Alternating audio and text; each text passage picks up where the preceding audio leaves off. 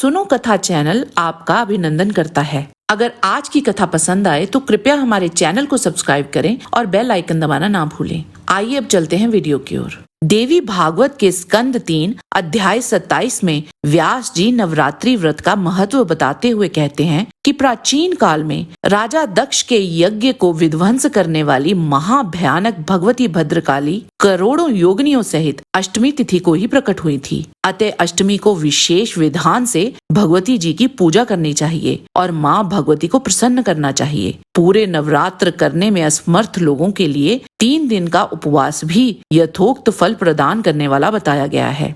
भक्ति भाव से केवल सप्तमी, अष्टमी और नवमी इन 3 रात्रियों में देवी की पूजा करने से सभी फल सुलभ हो जाते हैं। इस पृथ्वी लोक में जितने भी प्रकार के व्रत एवं दान हैं, वे इस नवरात्र व्रत के तुल्य नहीं हैं। अतएव विद्या, धन अथवा संतान, इनमें से मनुष्य किसी की भी कामना करता हो, उसे इस सौभाग्यदायक व्रत का विधि पूर्वक अनुष्ठान करना चाहिए। आगे व्यास जी नवरात्रि व्रत को लेकर एक मनोरम कथा सुनाते हैं जो इस प्रकार है। पूर्व काल में कोसल देश में दीन, धनहीन, अत्यंत दुखी एक वैश्य परिवार रहता था। उनकी अनेक संतानें थी जो धन के अभाव के कारण भूख से पीड़ित रहा करती थी। सायंकाल में उसके लड़कों को जब खाने के लिए कुछ मिल जाता था तो वह भी कुछ खा लेता था। इस प्रकार वह वणिक भूखा रहते हुए सर्वदा दूसरों का काम करके धैर्यपूर्वक परिवार का पालन पोषण कर रहा था। वह सर्वदा धर्म परायण, शांत, सत्यवादी तथा ईर्ष्याहीन था। प्रतिदिन देवताओं तथा पितरों की पूजा करके वह अपने परिवार जनों के भोजन कर लेने के उपरांत स्वयं भोजन करता था। इसी प्रकार कुछ समय बीतने पर सुशील नामक उस वणिक ने दरिद्रता तथा भूख पीड़ा से अत्यंत व्याकुल होकर एक शांत स्वभाव ब्राह्मण से पूछा, हे ब्राह्मण, आप मुझ पर कृपा करके ये बताइए कि मेरी दरिद्रता का नाश कैसे हो सकता है। मुझे धन की अभिलाषा तो नहीं है, किंतु मैं आपसे ऐसा उपाय पूछ रहा हूँ जिससे मेरे कुटुंब का पालन पोषण करने मात्र ही धन संपन्न हो जाऊं। मेरी पुत्री और पुत्र भोजन के लिए तड़प कर रोते हैं और मेरे घर में इतना भी अन्न नहीं रहता कि मैं उन्हें एक मुट्ठी भर अन्न दे सकूं। रोते हुए बालक को मैंने घर से निकाल दिया और वह चला गया। इसीलिए मेरा हृदय शोक की अग्नि में जल रहा है। धन के अभाव में मैं क्या करूं? मेरी पुत्री विवाह के योग्य हो चुकी है, किंतु मेरे पास धन नहीं है। अब मैं क्या करूं? इसीलिए हे ब्राह्मण, आप मुझे ऐसा तप, दान, व्रत, मंत्र तथा जप बताइए जिससे मैं अपने आश्रित जनों का भरण पोषण कर सकूं।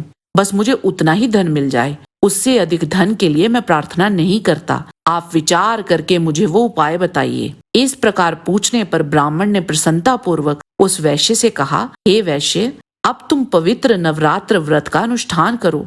इसमें तुम भगवती की पूजा, हवन, वेद पाठ, उनके मंत्र का जप आदि संपन्न करो। तुम्हारा कार्य अवश्य सिद्ध होगा। नवरात्र नामक इस पवित्र व्रत से बढ़कर इस पृथ्वी तल पर अन्य कोई व्रत नहीं है। यह व्रत सर्वदा ज्ञान तथा मोक्ष देने वाला है, सुख तथा संतान की वृद्धि करने वाला एवं शत्रुओं का पूर्ण रूप से विनाश करने वाला है। फिर उस ब्राह्मण ने बताया, अपने राज्य से दूर सीता जी के वियोग से अत्यंत दुखी श्री राम ने किष्किंधा पर्वत पर इस व्रत को किया था।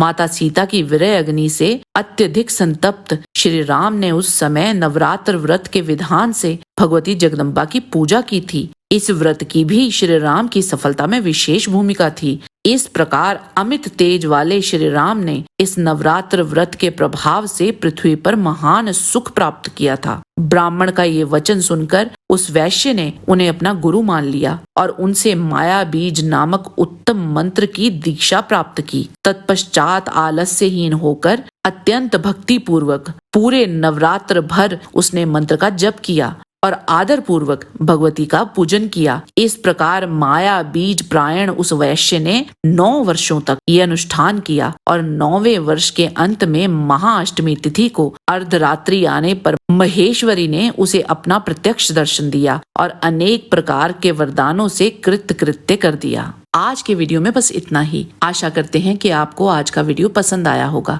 इसे लाइक अवश्य करें। जाने से पहले चैनल को सब्सक्राइब करेंगे तो हमें बहुत खुशी होगी। किसी भी प्रकार की त्रुटि के लिए आप सबसे क्षमा चाहते हुए आपसे निवेदन है कि प्रेम पूर्वक परम पिता परमात्मा को मन में धारण करें और बोलें, वैदिक सनातन धर्म की सदा ही जय।